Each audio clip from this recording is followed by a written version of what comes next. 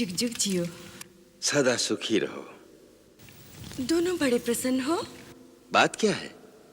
तात, मिथिला के महाराज जनक जी के एक दूत आपके लिए शुभ संदेश लेकर पधारे हैं। महाराज जनक का संदेश?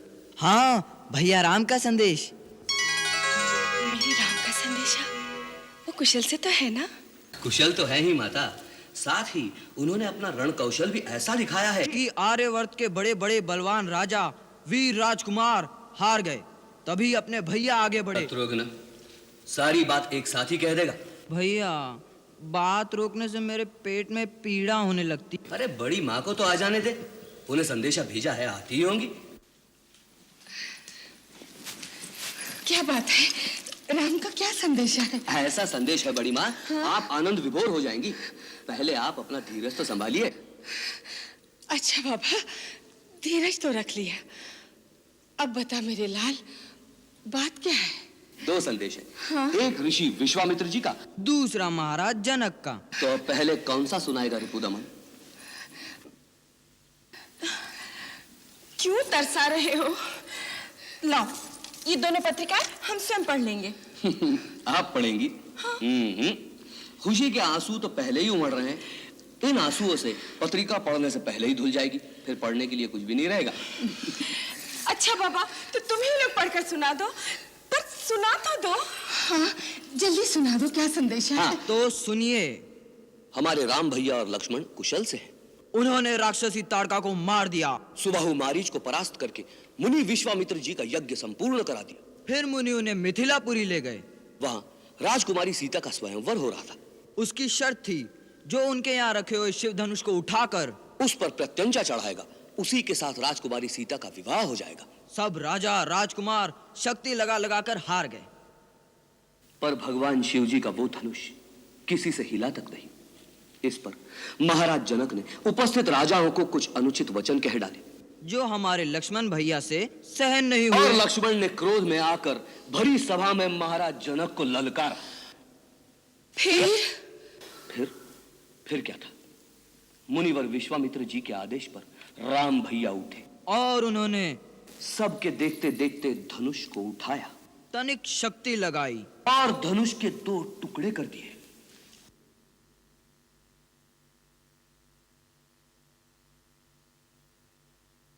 अरे आगे तो कहो, क्या हुआ? फिर कुछ हुआ नहीं मातेश्वरी, होने वाला है। क्या? राम भैया का सीता भाभी से शुभ विवाह।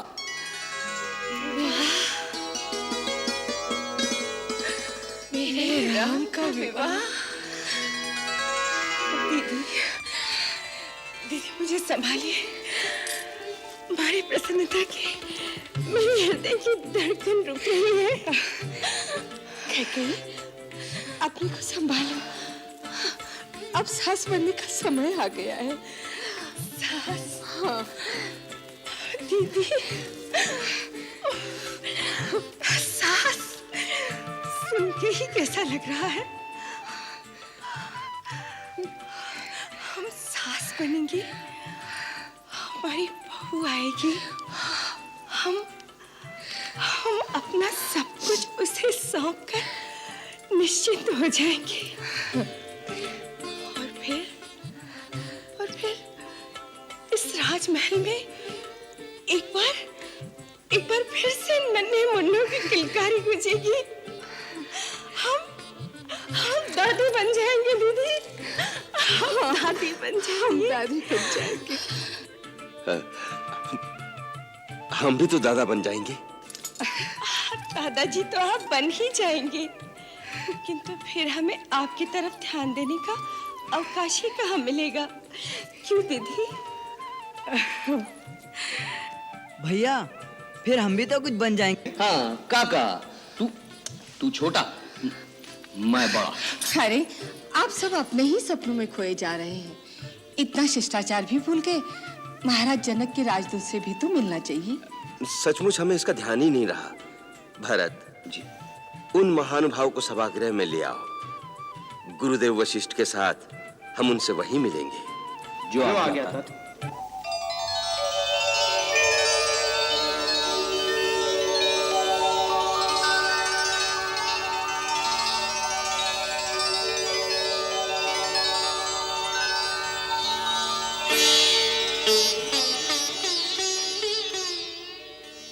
मिथिला के महाराज जनक का दूत देवव्रत, अयोध्या के महाराज दशरथ तथा पूज्यवर महर्षि वशिष्ठ के चरणों में सादर प्रणाम करता हूँ। अयोध्या में आपका स्वागत है श्रीमान देवव्रत। धन्यवाद। मैं महाराज की सेवा में मिथिला से शुभ संदेश लेकर आया हूँ।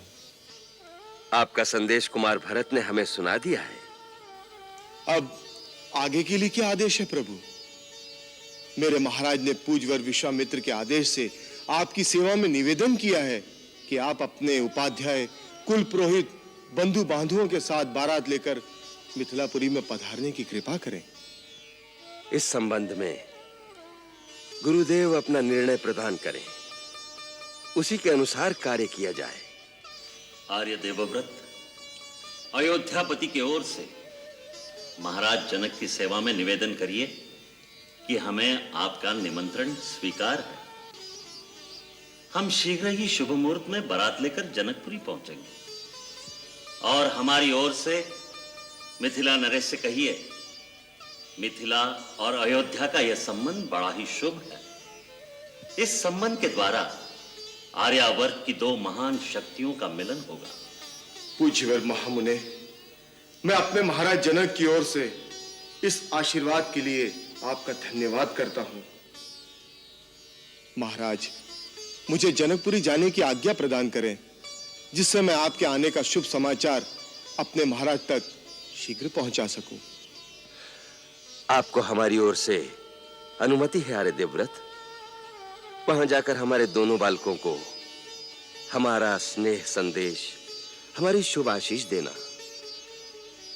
मेरे राम से कहना, तुम्हारे बिना तुम्हारे पिता उसी प्रकार जी रहे हैं जैसे स्वाति की प्रतीक्षा में चातक जीता है। श्री राम और लक्ष्मण को बालक कहना आपका अधिकार है महाराज, परंतु सारे संसार के लिए वे दोनों पराक्रम और वीरता का अवतार हैं। ऐसे दिव्य और यशस्वी पुत्रों का पिता होने का सौभाग्य तो देवताओं के लिए भी दुर्लभ है। आप जैसे भाग्यशाली के दर्शनों से मैं धन्य हो गया। बहुत सुंदर वार्तालाप कर लेते हो देवव्रत। तुम हमारे पुत्रों का शुभ समाचार लाए हो, इसलिए हमारी ओर से भेंट स्वीकार करो।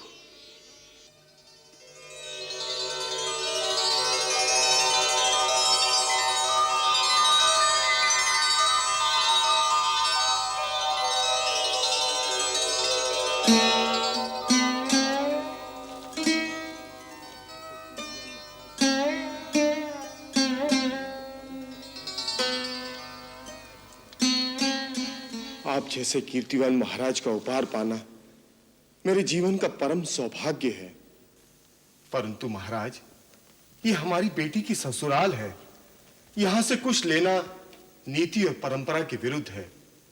महाराज, मुझे क्षमा करने की कृपा करें। धन्य हो, धन्य हो। महात्मा जनक के राजदूत में ही ऐसे संस्कार हो सकते हैं। राजन, आर्य देवव्रत की प्रतिक्रिया उचित है। महाराज, हमें आज्ञा दें।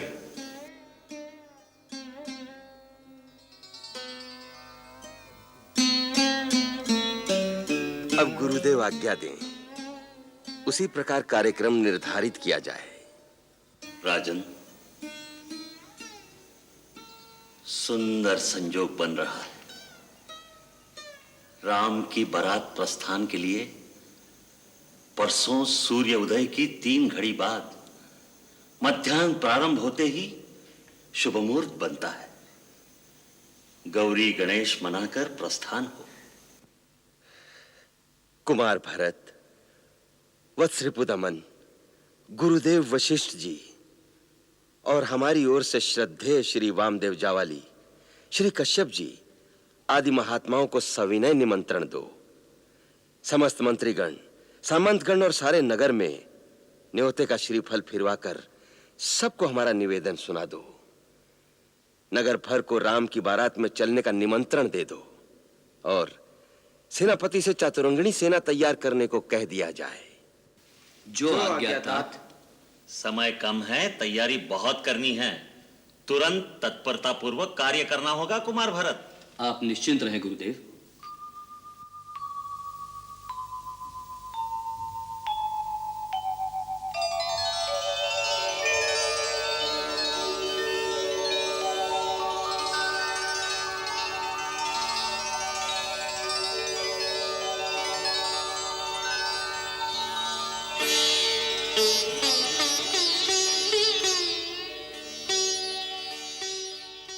आर्य सुमंत, महारानी जी, राम की मंगल कामना के लिए मैंने अनुष्ठान किया है। दान की ये तमाम वस्तुएं, इसके अतिरिक्त ब्राह्मणों को सहस्त्र गऊ, भंडार गृह से अन्न वस्त्र प्रजाजन में बंटवा दीजिए। जो आज्ञा महारानी जी।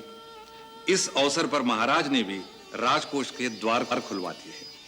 उन्हें ऐसा ही करना चाहिए। आर्य सुमंत, राम के बारात जाने से पहले ब्राह्मणों और याचकों को इतना दान दीजिए कि उन्हें कुछ मांगने की आवश्यकता न रह जाए। जिस राजा के राज में प्रजा का एक भी प्राणी दुखी रह जाए, उन्हें अपना कोई उत्सव मनाने का अधिकार नहीं होता। हमारे महाराज तो सदा ही प्रजावत्सल रहे महारानी जी। आर्य सुमंत, मिथिला पहुंचकर सबसे पहले सीता की माता से हमारा हार्दिक अभिनंदन कहिएगा। उनसे कहिएगा राम को पुत्र के समान ही समझे और सीता की ओर से लेश मात्र भी चिंता न करे। सीता अयोध्या में बहू बनकर नहीं, बेटी बनकर आएगी।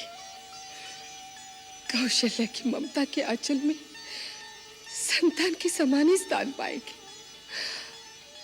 जाओ सुमंत, जाओ।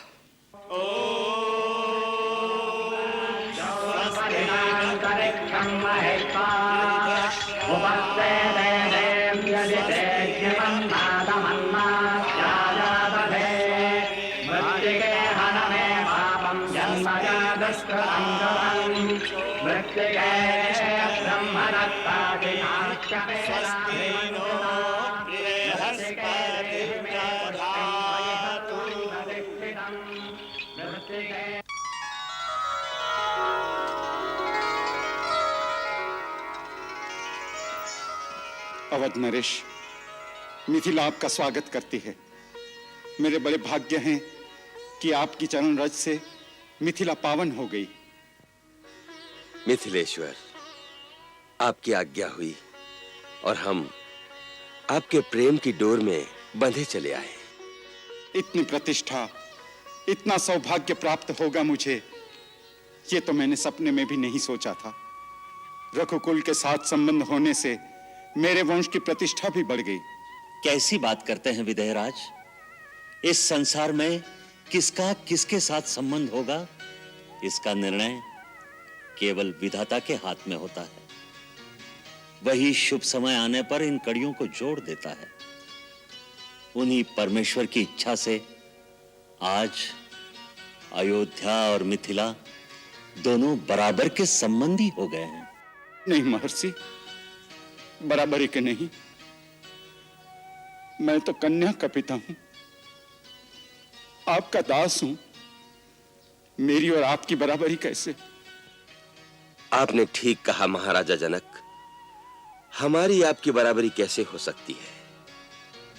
आज आप दाता हैं और मैं एक याचक, एक भिखारी, जो आपके द्वार पर आपकी कन्या का दान मांगने आया है।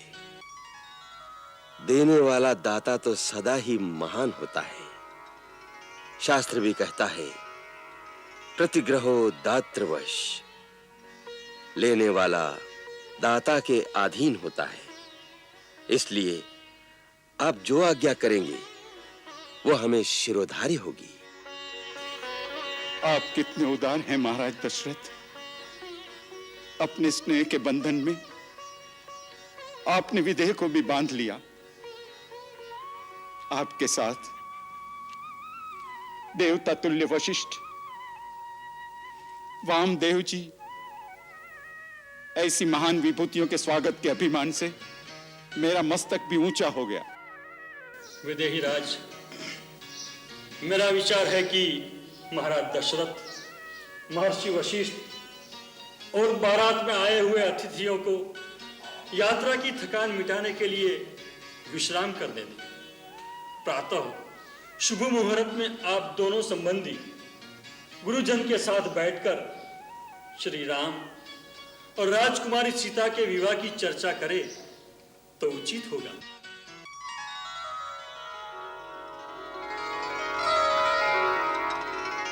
भैया भैया, पिताजी आए हैं। भरत भैया और शत्रुघ्न भी आए हैं। महाराज जनक उन्हें जनवासी में ले गए। पिताजी के दर्शन करने चले? नहीं लक्ष्मण, हम इस समय गुरु विश्वामित्र की आज्ञा के अधीन हैं। उनकी आज्ञा के बिना नहीं जा सकते। जब वो स्वयं कहेंगे तब जाएंगे। धन्य हो राम, तुम्हारे संयम और शिष्टाचार आदर्श हैं। हम स्वयं तुम्हें महाराज दशरथ के पास ले जाने ही आए हैं। आओ चले।